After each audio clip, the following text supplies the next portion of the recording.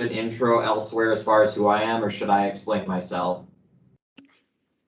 Go ahead. So we haven't really talked too much other than our agenda summary. So yes, we would love you have you describe what your project is and the broadband.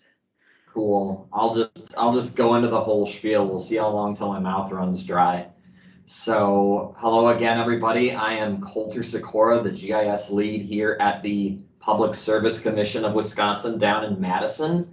We are a medium-sized state agency that usually is in the world of regulating utilities, but there is a small office within our agency that I'm part of that is all about advocating for and helping the state of Wisconsin get better access to broadband from Lake Superior all the way down to the Illinois border. And my work, along with a mapping partner, is largely focused on mapping broadband. Certainly that includes mapping broadband coverage itself, but it also includes things like determining grant eligible areas for our grant program and mapping other basic things that help the broadband cause. So with that, my real aim for today was not so much to do a very big overview of our broadband office, but if you have questions, I'll gladly give you that overview. I wanted to give you some of the current events as far as what is happening with the broadband mapping industry. Seems like a strong term, but at this point, it's becoming robust enough that industry may be appropriate. So I want to go over some of those current events and let you all know how that affects the geospatial world potentially outside of that broadband business area. And I do want to introduce you all. I don't know how many of you either virtually or in person have access to computers. Of course, with internet access, I mean, a number of you are on Teams, so I bet we can do something here. But I do want to show you the state of Wisconsin's or the Public Service Commission's broadband speed test and survey tool that we plan to have. Technically, we currently have it available in conjunction with other tools that are being publicized here in the state to basically get a better understanding of what is going on with broadband. So without further ado, I may as well just go through this with a little more detail. As I said, the broadband office here at the Public Service Commission is all about advocating for better connectivity here in the state. There are a few large programs that we are very closely tied to that I guess basically allow us to earn our keep here in the state. The one we're most famous for is our broadband expansion grant program. We've been running that since 2014, and currently we are in the review process of a $100 million grant round that's been authorized to us by the governor's office. We've also been in charge in the past of authorizing a couple of federally funded, or I should say administering a couple of federally funded broadband expansion grant programs as well. So we've been able to play a role to really help drive where internet expansion projects have happened in the state. We've actually given some grant funding. I don't know exactly what the entire catchment area is of the northern area GIS, but on a very local level, we have done some work with Norvato and Bayfield Wireless there in Bayfield County, where we've allotted them some grant money to expand their local networks and local infrastructure to basically ensure that folks in that part of northwestern Wisconsin have better internet. And that is kind of on top of the efforts those companies are already doing. We've also done this with a number of other internet service providers throughout the state. So that grant program, especially with that money or that budget allotment tied to it, is probably our bread and butter, what we're best known for. I already mentioned we're responsible for mapping broadband coverage at the statewide level as well. We have a flagship map app for that called the Wisconsin Broadband Map. I'll go ahead and put a link to that in the chat, and if anybody wants to talk about that, I can certainly go into a screen share and we can talk about that after the heart of the publication or part of this presentation is done. We also do some certifications to basically highlight communities throughout the state as being ready for expanded broadband deployment, and also to really highlight those communities that are ready for folks to move in to effectively telecommute. And I know Bayfield County in general has been pretty strong as far as this kind of telecommuter friendly landscape for folks to move into, move on to Madeline Island or Bayfield, Washburn, Cable, etc., and to be able to go ahead and work remotely. And this actually predates the pandemic, which, tip of the hat to the folks in Bayfield County, both in the private and public side, for setting up an environment that works that way. And of course, now in this, much more work from home oriented world, the whole state is taking notice of work like that to, basically try to position their communities to be better set up to be telecommuter friendly and have robust internet. The other really big thing, and this is kind of certainly a moving target right now, and it's moving very quickly, is that it's our office's responsibility to really position the state to take the best advantage of new federal funding mechanisms that are rolling out. Think through infrastructure as a very obvious example, to basically, as quickly as possible and as intelligently as possible, serve everyone in Wisconsin with robust broadband. And of course, it has a pretty big impact on the mapping aspect. So, have I lost anybody yet? I see one thumb up. I see two thumbs up. There's some hope yet. I'm going to go ahead and start describing some of these current events as I refer to them. Basically, these are the things that they don't cause me to lose sleep at night, but they are important for broadband planning and mapping, and they do have an effect that I think, if it hasn't already, is going to reach the local GIS folks across the state. So in a number of different ways. So I'll go ahead and get into it. The really big thing, especially from a Wisconsin broadband map and general planning tools perspective, is the standard for what makes the Wisconsin broadband map, and really broadband maps nationwide, are going to change pretty drastically here in the next 6 months to a year. That is because the FCC, the Federal Communications Commission, has released a new standard for mapping broadband coverage across the country. And what we've had historically for much of the last 5 years has been a census block driven approach, where basically, I don't know if you're outside of Armstrong Creek in Forest County, my godmother lives there. I think I saw Forest County contact on the participants list. If one address in your average census block around Armstrong Creek, Wisconsin has internet access, that census block might be 2 or 3 square miles in size, but the current census block based version of the federal broadband map is going to indicate that that entire block is served for internet, even though odds are most of the block really isn't. There's probably one side of the block that fronts US Highway 8, and the rest of it probably has no internet. I'm generalizing here, but the point is the current federal maps are pretty exaggerated just by the nature of the reporting mechanism. We in Wisconsin have done a decent amount of work the last couple of years to work with the provider community to get more granular, more accurate coverage boundaries on the Wisconsin broadband map. If you take a look on that website, and I haven't made a link available to this yet here in this chat, but I could if you are interested. If you downloaded our coverage data, about half of our internet providers here in Wisconsin provide coverage data to us at the PSC at a more granular scale than the census block, usually depicting what they describe are their service boundaries, which, while we haven't been able to validate everything, square mile by square mile in Wisconsin, certainly having that boundary-based approach as compared to census blocks makes our maps more accurate than what they would be if we only use the current federal data. But that new federal standard is going to tighten down that process of making coverage boundaries even further, which is exciting, but it also means that the internet service provider community, us as the state commission, and other broadband stakeholders are trying to wrap our heads around it right now, too. So from what I understand, just give me a second, I need to clear my throat.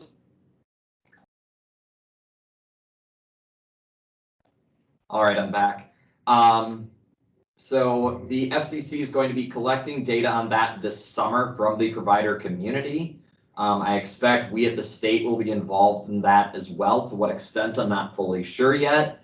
And then between the state broadband map that I sent you a link to a little bit ago and what the FCC shares, I anticipate and this is more speculation than truth right now, I anticipate a new broadband map release with that granular data either very late this year or early next. So that's a very big piece. There's a couple of moving parts within that we might not go into a lot of detail here, especially me just kind of ad-libbing the monologue. But there are a couple other concepts that are involved in this new broadband mapping process. One of them is the idea of the broadband serviceable locations fabric. Basically, this fabric, as it's known, is, to say it very generally, basically a filter that helps delineate which parts of Wisconsin, the country, Bayfield County, Vilas County, whatever have you, what parts of these areas actually need fixed internet service at a broadband level and which parts do not. And the idea here is that this serviceable locations fabric should be so granular that it can differentiate between the primary house on a parcel and the chicken coop 10 yards behind the house. I hope the chicken coop's not that close to the house. That would get a little smelly. But ultimately, that fabric will help basically form the foundation of what a provider needs to be able to acknowledge that it can and can't support with their broadband coverage data. At this point, the feds do have a contractor assigned, or a contractor that is in charge of bringing that serviceable locations fabric into place for the federal government and for other partners, including providers and the state, to be able to see where at least the feds think internet service is needed and where it's not. But there's supposed to be a role for folks like state government, at least, to be able to challenge that and basically say, hey, this new federal locations fabric is not catching all of these addresses that actually do need internet service, here in my rural county in Wisconsin. So I'm anticipating, and the PSC is actually in the effort of bringing together what we refer to as broadband intelligence, some of the geospatial data needed to help build this case so that we here at the PSC have the best understanding possible of where fixed internet is needed and where it's not needed so badly. Yes, I see a hand up. I think maybe you just touched on this, maybe when you said fixed internet, but in light of 5G, hopefully coming around to maybe northern areas and rural areas, would having access to 5G count as broadband, or is broadband only via, DSL or, an actual cable? It's a great question. At this point, everything by and large is focused on that I shouldn't say everything. A lot of this is focused on this wireline aspect. I have not seen 5G be put in a position as far as broadband mapping and planning goes yet to basically make, or how would I say this? 5G hasn't been put on a pedestal to the point that we can disregard wireline options yet. There's still wireline, especially fiber and those ones that are made for higher speed transmission. That's still what I think the feds and the state are looking for the most at this point. Great question though, especially since this field, technologically speaking, evolves pretty quickly. So I was in the middle of the challenge process piece. I mean, like I said, we need to build up our own broadband intelligence here at the state to work with and also be willing to challenge what the feds will present to us later this year. I believe there's also room for a little bit, well, hopefully more than a little bit. There should also be some room for really citizens, the body of Wisconsin citizens on the whole to be able to report their own broadband experiences. And at this point, there's not a direct route to have that impact broadband maps at this point, but through a couple mechanisms out there, both here at the Public Service Commission and largely through our Regional Planning Commission and Regional Economic Development Community across the state, we are working on basically building up a broadband speed test body of data that will help inform, I think, broadband planning as well, which is where I want to spend probably much of the rest of at least my straight up conversation here about what we're doing both here at the PSC and across the state broadband planning community as well. So, and I think if my memory's right, Scott Johnson from Spooner, are you on the line yet? Yep, I'm here. Cool. I should remember these things, but have you been in the geo planning meetings with Brittany Beyer over the last few months? I have not. I think our our chief accountant has been, but I'm not sure. I have not been in there. Okay. Well, hopefully, if you know of any gaps that I'm missing, feel free to fill in for me, but I'll try to summarize what they're doing as well as I can, along with what we're doing at the PSC. So there's a couple of speed test tools out there here in Wisconsin that we're starting to roll out. I'll give some credence to the Regional Planning Commission and Regional Economic Development Group's tool first. It's within a bigger project, if you will, called GEO, which the regional groups are working with not only to roll out a broadband speed test tool, but also to provide kind of a back end broadband planning kind of viewfinder for communities at the regional and they're looking for county folks as well to basically review broadband data and resources that are available through those tools to help local communities do things like apply for PSC broadband grants.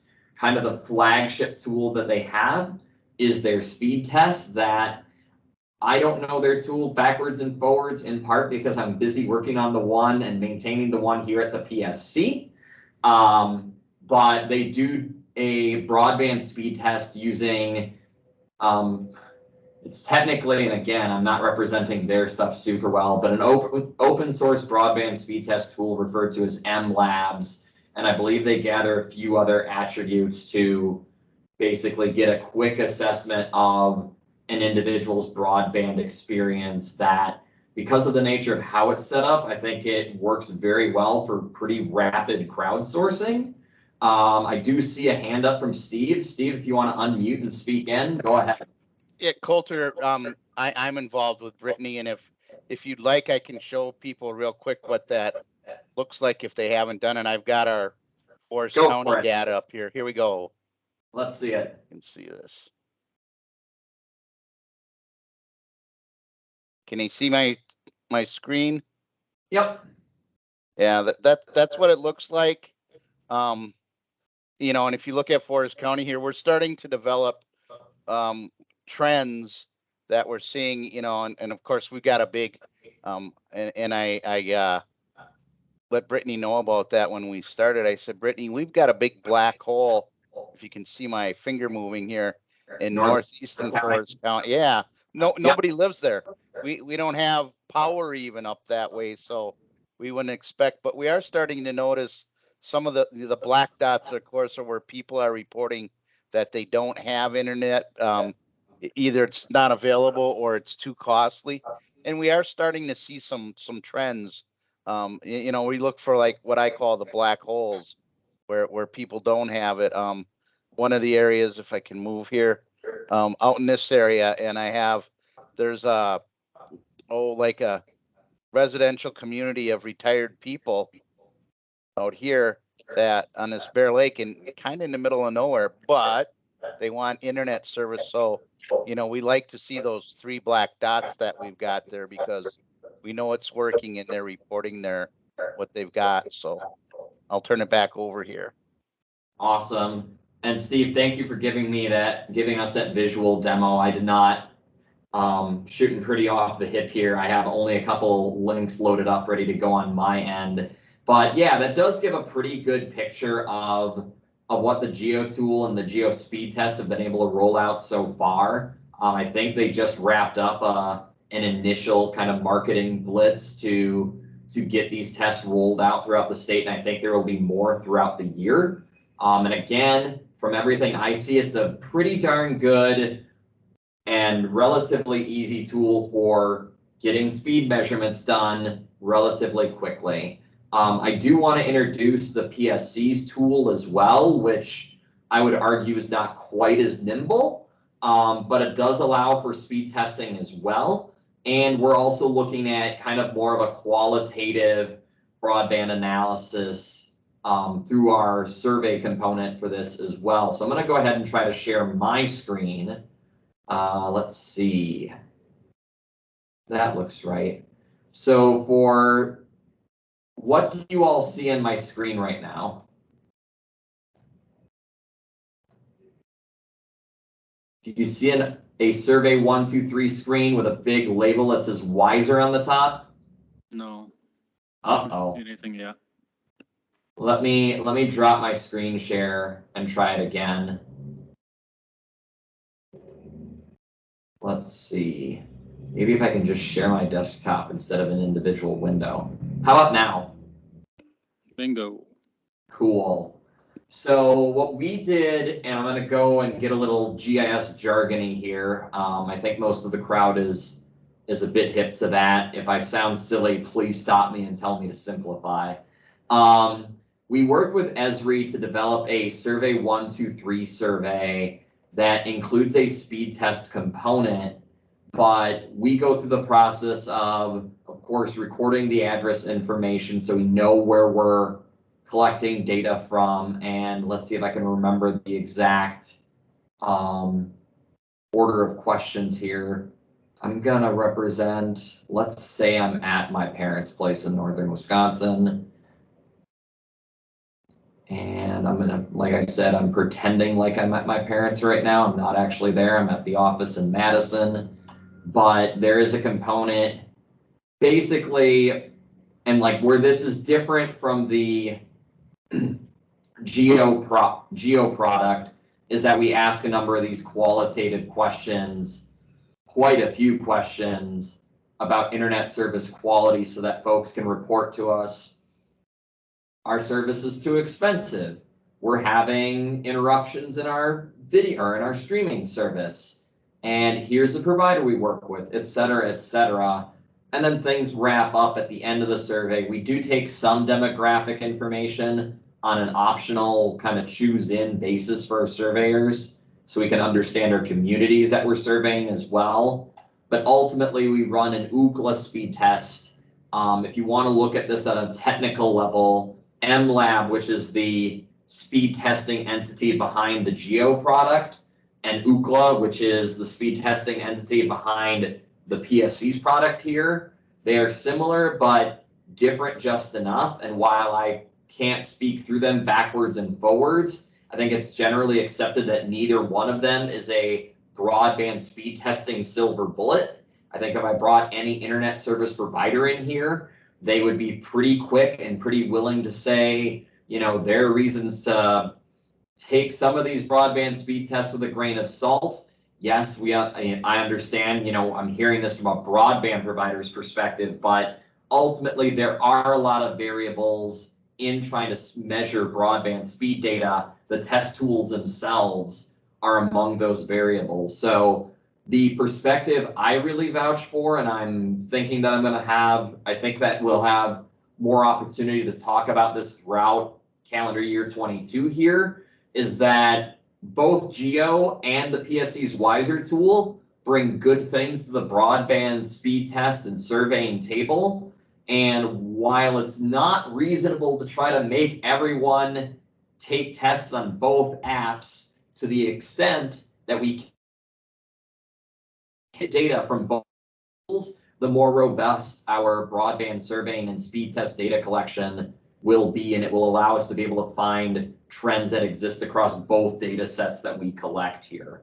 So I think at this point, we definitely haven't done the big media push or the big promotion blitz that Geo has done. I think that is coming in the early part of this summer, but I don't have that fully down pat yet. I would say, as the person pushing a lot of the GIS buttons behind this survey tool, if anybody's interested here on the call and working with us at the PSC to make this tool available via your county or community's website or other means, I'm absolutely open to that. I will say, when Sofia and I planned this, planned our talk for later this afternoon, sometime very late yesterday, I think Sofia threw out the idea we could just walk people through the Wiser tool and have them do the survey. I think I actually have a call I need to be on in 25 minutes. So personally, I think we have enough time to go through the survey if people have computers in front of them. But that was my quick run through, semi-quick run through of what we have going on at the PSC and what's going on statewide with broadband mapping. So I can take some questions for a few minutes, and if we have time, we can try to do this survey.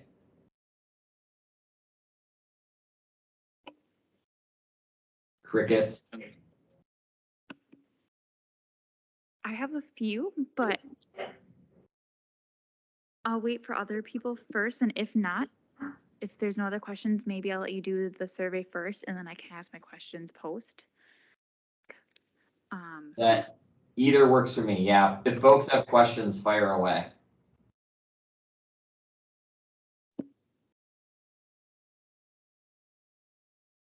Anybody online? Sophie, you want to throw a question at me?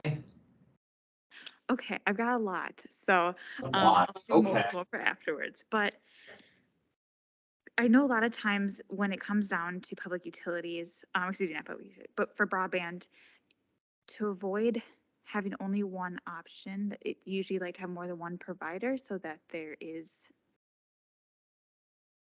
an option for Competition, the yeah. service. However, that tends to not always be the case, whether that's an address is locked in with one type of provider, or simply not having any providers and, you know, being able to extend broadband and one company has been able to expand while others have not yet. How do you address that, or how do you plan to address that?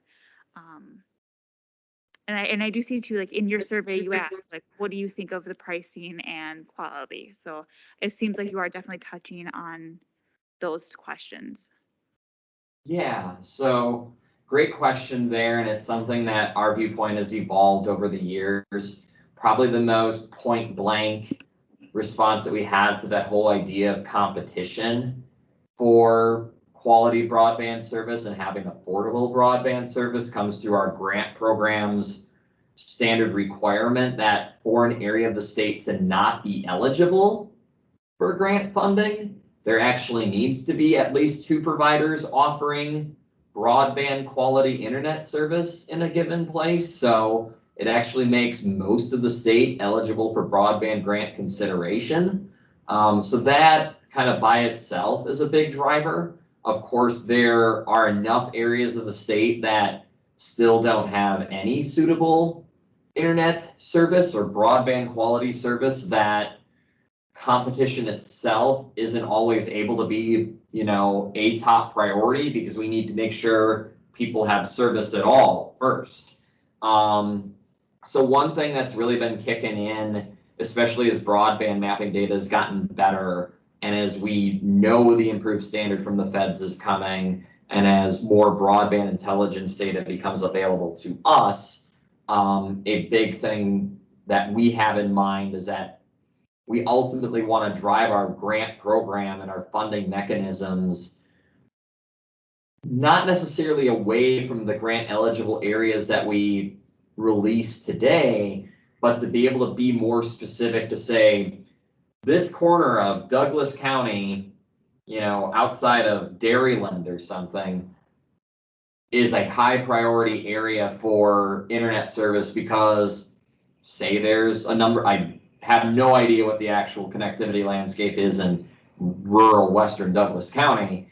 But you know, if there's a community of folks spread out along a county road that don't have service, ultimately with the broadband intelligence data we intend to be gathering and with the improved coverage data that we see, we want to be able to get down to that address or household level and say, basically weight these places as higher priority places to deploy broadband to because the options simply aren't there otherwise. So it's something we're looking at more. I would also say, and I haven't given enough credence to this in this talk, but with an expanded viewpoint on equity and affordability within the broadband world, a bit away from mapping itself right now, though, we're certainly looking at where affordability programs fit into this broadband picture as well. As I said, it's not usually what I'm talking about from a mapping perspective, but our office is aware of that too. Thank you. Colter, first, I want to say nice work on knowing where on earth Armstrong Creek is. I grew up in the Iron Mountain, Michigan area, and you have identified the middle of nowhere, at least in Wisconsin. And then also, what's that? Credit my godmother. I've been to a polka show or two in Armstrong. Well done. And then also the Dairyland reference. I don't know. I'm wondering what kind of superpowers you're wielding over there. And I'm a little nervous for my safety. But anyway, that's nice. Well done. Yeah, this is kind of an indirect question, not exactly. I don't know. It's more of a demographic change kind of question. So the logic or the story goes is people will be moving from larger cities to more rural areas and having broadband, being able to work from home is kind of the new thing. In what ways, I guess, number one, do you think that's true from your observed experience? And then number two, like, how do you see that? Are you hearing it from internet service providers saying, oh yeah, we're getting hammered with calls in Armstrong Creek because people want to move to their cabins and I think you get what I'm saying, but Yeah, how do you yeah, experience totally. this supposed demographic trend, and is it real? Great question. So everything I'm going to give back to you is a bunch of anecdotes, so take that with a grain of salt. So I've been with the PSC since 2013, and I would say the first time I had a local broadband champion, to use a vocabulary term of sorts, the first time I had one of them approach me and my colleagues with, this is the economic impact of people who are willing to stay 1 month longer, 2 months longer, because they have better internet up here in the glorious North Woods. Pretty sure I got my first one of those spiels in 2013. So people have been watching for it for a while, especially from vacation turf. But now now I hear it. Informal conversation with a northern Wisconsin internet provider. Full disclosure, I grew up in Chippewa County, so about 2 hours south of Ashland and Bayfield, and I make idle threats about moving back to the 715 on a regular basis. Still idle threats, but I've definitely had, internet service providers give me their spiel along the lines of, well, we're building this out so that our vacationers can stay longer and that, so punks like you, they didn't say punk, can make the move up. I bet within some of the regional planning groups, there's been a little bit of investigation about this kind of more rural movement tied to broadband. I don't know of super recent documentation, but if you're interested in it, I could do a little bit of digging and see if I can find a few contacts from the treasure trove, if you want to call it that. Maybe it's more a closet of these these anecdotes, if you'd like. I know there's been some studies. They haven't been done by the PSC.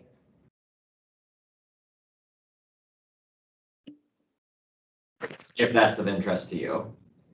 I think it was just I'm interested in just your gut take on it, and that satisfies me. I think that's really interesting. You know, that you're feeling that from the service providers, or they've done the financial studies and focus groups or whatever it is they do to say, yeah, no, this is a real interest. People want to do this.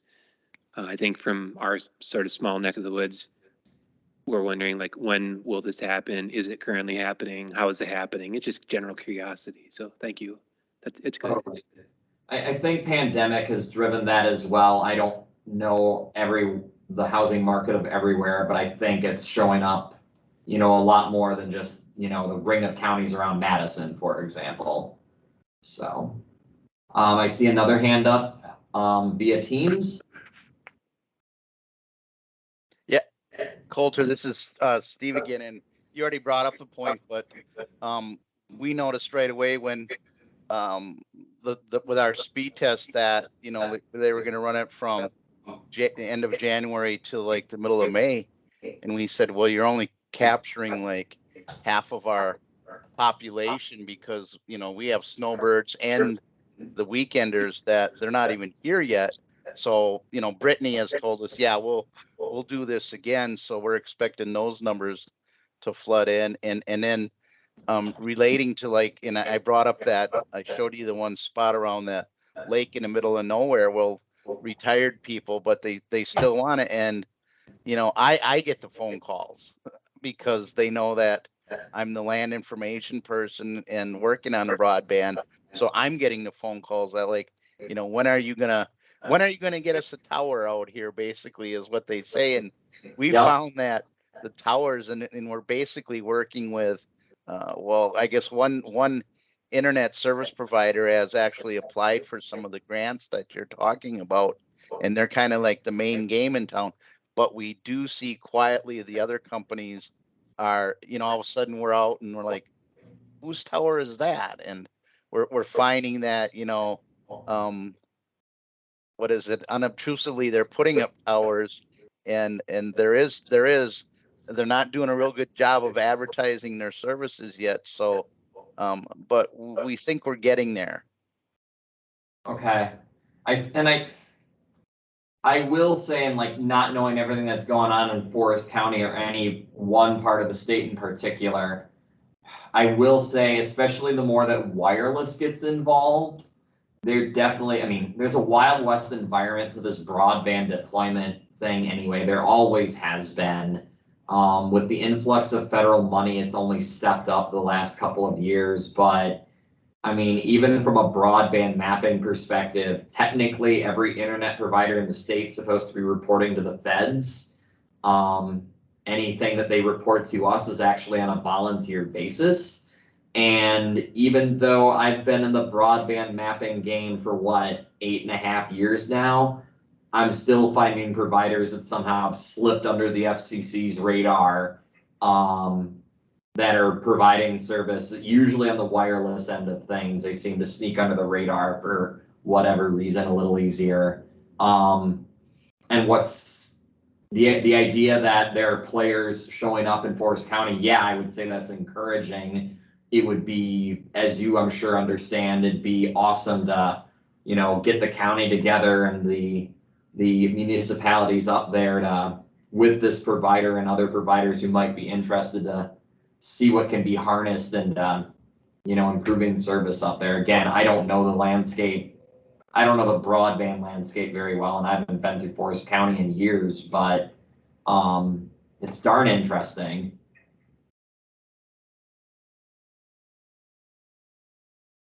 Other questions? I've got one more question. Do you foresee broadband and access to broadband shifting to a public utility? So I know it's pretty critical for education, I think now for grade school in general, and even access to work. That anything you're getting out of me is either anecdote or speculation. I'm going to warn you now. Feel like I just told someone this over breakfast this morning. The first time I heard a politician refer to broadband as a utility, we'll say a surprising politician, I'm not going to drop names, was back in 2014. And all of the PSC staffers who heard it were surprised to hear it. It's been almost 8 years later, and I feel like we're still in the same position. I don't, with the amount of money coming down the pipe, certainly I think steps will be made to at least give it a bit more of a utility regulatory feel, but this has been so wide open for so long that this is entirely speculation. I don't know what mechanism is going to fully turn it over into a utility, into a standard like electricity style regulated utility yet. I personally don't see that yet. Doesn't mean it won't happen, but it's not showing up in my radar vision, let's put it that way. Gotcha. Thank you. Crystal ball, maybe. Should we try to do a survey? For those of you who have a computer in front of you, or else I see some thumbs up. Yeah. I feel like doing this with 9 minutes might be a bit of a fool's errand, but darn it, let's try it. I'm gonna go ahead and share my screen and you can follow along with me. Some of you I know are probably like on Bayfield County's Wi-Fi, and that is fine. One thing we would encourage is if you're on a VPN connection, to get off that VPN connection, because that will make your speed test results a whole lot better than reality. But I think for the sake of just trying to navigate through this quickly, I'm gonna not explain anything besides what I'm doing on the screen. Everybody should have a link to the survey via the chat. If you can just go ahead and do the survey, and feel free to unmute yourself and complain to me when you see something that's annoying. I think that would be a good just kind of dry run through of this Wiser tool. Does that sound good? Let's do it.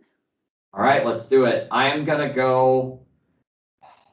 cheat just so that you all can see a speed test in action. So I'm gonna go ahead and just do this from my work here in the office in Madison. So go ahead and survey yourselves away. If we do this quickly enough, I'll show you some data.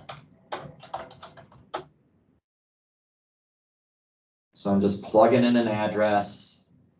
For the sake of keeping geocoding super safe, we also keep independent city and zip code and county fields, even though it's a bit redundant.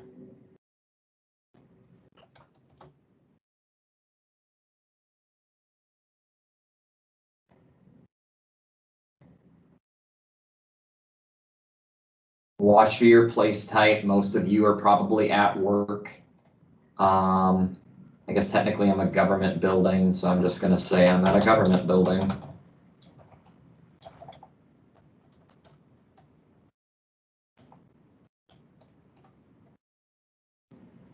And I do not rent or own at this building, so I'm neither. So I just went through kind of the location reporting component very fast. Have people been able to follow along with that so far? Or is anybody stuck on something?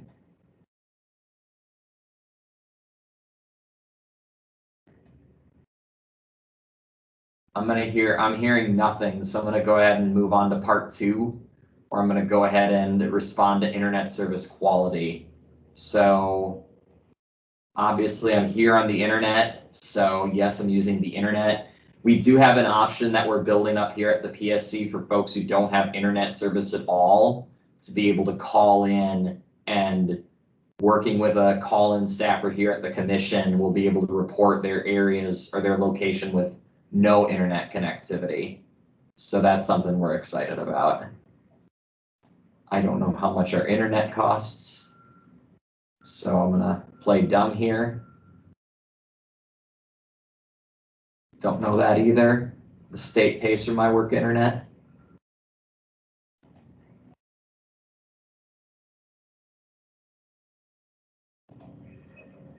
I believe AT&T is our service provider here at the state.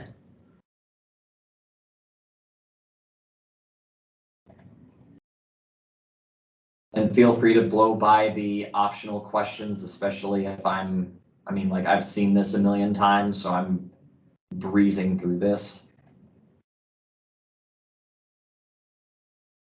And we are interested in learning what technologies folks are using. So we have this kind of enhanced question where we're asking, are you using tablets? Are you using standard computers, smartphones? Actually, I don't ever use a tablet.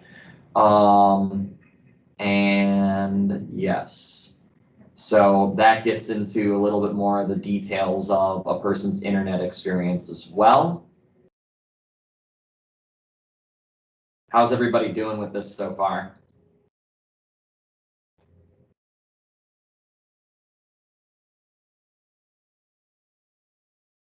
I'm hearing nothing, so I don't know if that means people are surveying away or something else.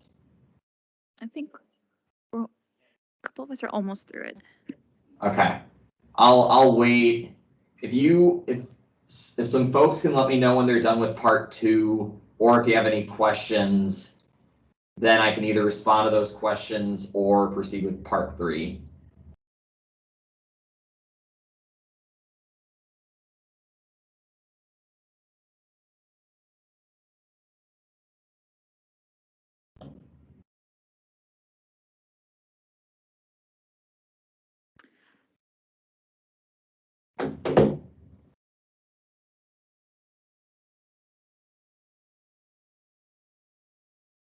Should I move on to the next section? I think we're good. Okay, cool. So as I said, we collect demographic information. It is entirely optional, so feel free to respond or not respond. It's generic enough that I'm not worried about it in my case. And then when you're through that, you can go ahead and do the speed test. And basically, if you are currently at the location that you are reporting on, you can go ahead and run the speed test tool. I've run it on my computer before, so I actually need to hit this again button. And now it's going to run pretty darn fast state of Wisconsin internet, which is nice for me. If I go home 3 miles away from here, it's a whole lot slower. But this will get recorded into our results, and then we can see this information along with the survey component.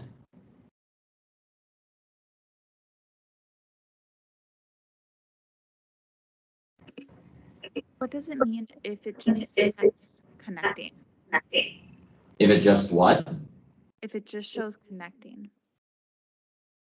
I'm curious to see what connecting says, or if it's just like trying to get onto a network. I mean, you're clearly on a network. Well, I guess I don't know how many devices are part of the NAGIT or Northern Area GIS setup.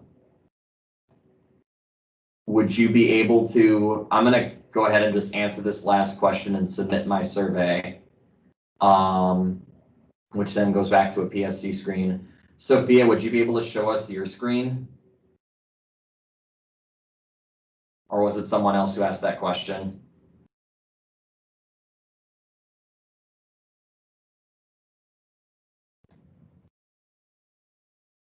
Oh, cool.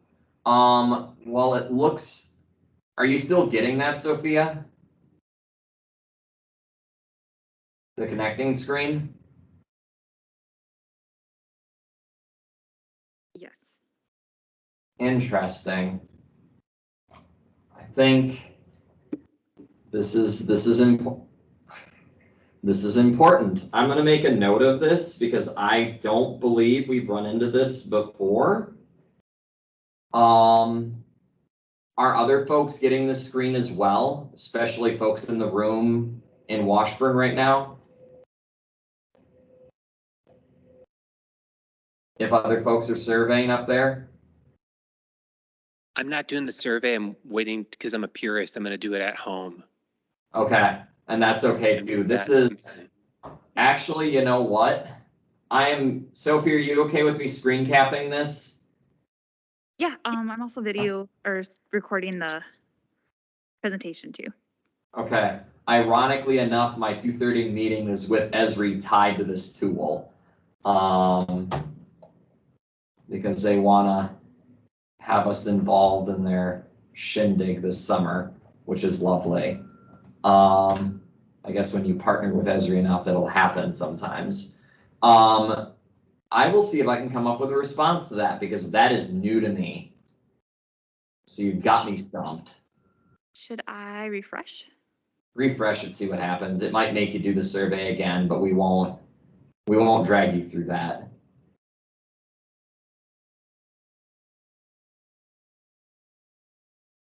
Yeah, it's gonna take you to the top of the survey. Curses. Okay. I'll try it at too. Huh? I'll try it at home, but no. Okay, that sounds good. I probably should get on the line, with that 2:30 call, but if anybody has any other quick questions, I can try to field one before I split. Colter, I just had a question. No, wait. The speeds that report, and dang it, I submitted already, but I had like speeds like 98, upload 99. What does that mean? You know, is that good or bad? That's one thing, like with a speed test, people would say like, you know, and they could see that they're green or yellow. And I said, well, green is good and yellow's not as good. But, you know, when I just did it, I got to 98 and is that good? 98 itself sounds pretty good to me. I don't have the color grid from Geo memorized, but generally anything above 25 is at least considered okay. Of course, it depends also like on what internet service you're subscribed to or what you're using. Like I'm using internet here at the office, so like I expect to get at least 100 megs. Yeah. If I'm back at home in my neighborhood in Madison, I'm lucky if I get 30. Which, you know, compared to rural Chippewa County where I grew up is still pretty darn good. Yep. And you know, there's folks in rural Wisconsin who are lucky to get 2. Yeah. So I mean, good in my eyes. If you're not hitting 25 as a download speed, you're not getting actual broadband. I mean, the broadband speed standard is 25 megs down. Yeah. So, but there's other conditions to consider in that. And we capture some of that with the survey questions too. So I will admit this is definitely, it's a bit like navigating an aircraft carrier. It takes a bit to make Wiser work, just because we're doing the survey component, but it provides us a bit of different information, I think, from the Geo experience. And that's why I think both tools are important. So that's what I've got. I want to thank you all for letting me on really last minute and for being super flexible about it all. Awesome. Thank you so much for joining us today. You bet. Catch you later.